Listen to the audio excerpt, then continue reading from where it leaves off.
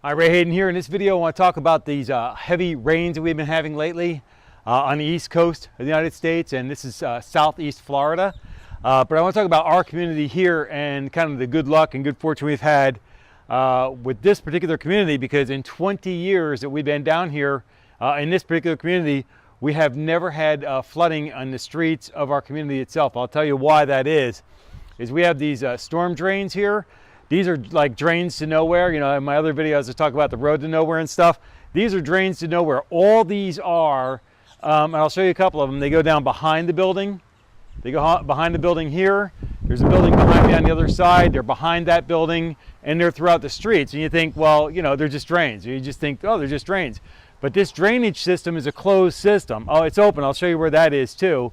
But it's a closed system. Basically, it's to retain the water on the property in the pipes underground, and then it just basically evaporates when it gets the opportunity to do that.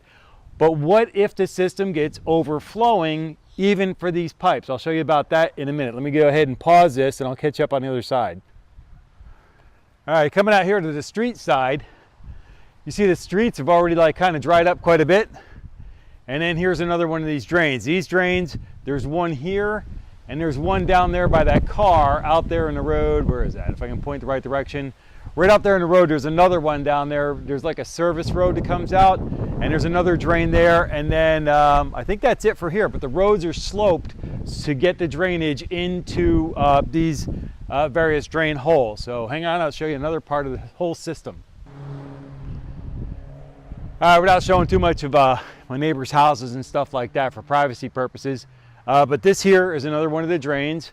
And luckily it's right here in the middle of the handicap spot, so that there's no issue with anybody getting any health equipment or emergency equipment stuck in the drain. It should be right underneath their car if somebody was to park here. Okay, so hang on a second. All right, well, here's another part of the whole system right here. And as a matter of fact, this is the tail end of the whole system. We have those drains all over the community over here, but this is the back end of it. And you can see across the lake over there, you should be able to see that there's some leaves and stuff over there, but that's the final drain. I mean, when it's originally raining, water can go into that drain, but that drain is higher than the water here in this retaining pond, I guess. And what happens is, as that fills up, and the leaves and stuff that are in the pipe will come floating out, and that's what you see over there in the far corner over there by that building, which is the restrooms for the swimming pool area. But the property is designed to hold the water on the property so that it can percolate down into the ground and evaporate off, and then not cause a problem for the streets. Now I'm gonna wait for a car to pass here before I turn the camera around. But the streets here are pretty clean too. And there's some drain pipes over here on the side. These are the city's drain pipes. But you can see that the streets are dry. The city here actually has a really good system in getting the water drained out and moved around, so it doesn't create too much of a flooding problem here in our city. And then our community is really, really well established in never really flooding out. We never have any floods here in our community or on the main street going in and out of here. So with that, let me go back to the lake and talk about something else, and then we'll wrap this up. All right, Ray Hayden here again. That's that one drain we were talking about as I was walking out. Our community only has 3 streets in it. That's the only way in back there. It's the only way in and out of the property, the community. And then I want to kind of flip around and show. This is that other drain I showed you before. All right, but I want to go back here and point out the lake because this is a lake. Sometimes people had thought that this was like a creek or a stream or something behind the house, but no, it's actually a lake. It's a golf course lake. It's on the golf course.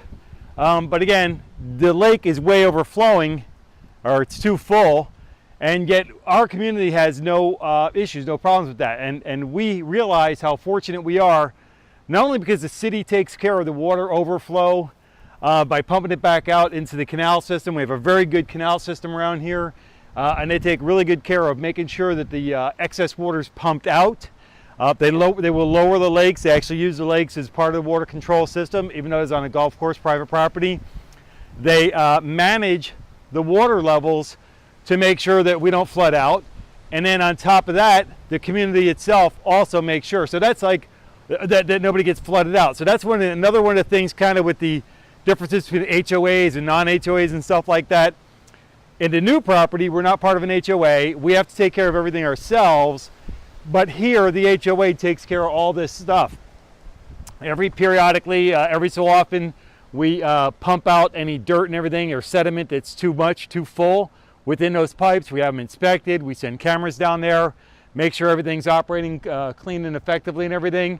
During my time as the HOA president, we did all that, and I expect that they will continue to do so. And my wife and I will also continue to communicate with the HOA even after we've sold all our properties out of this particular community and we're no longer on the board.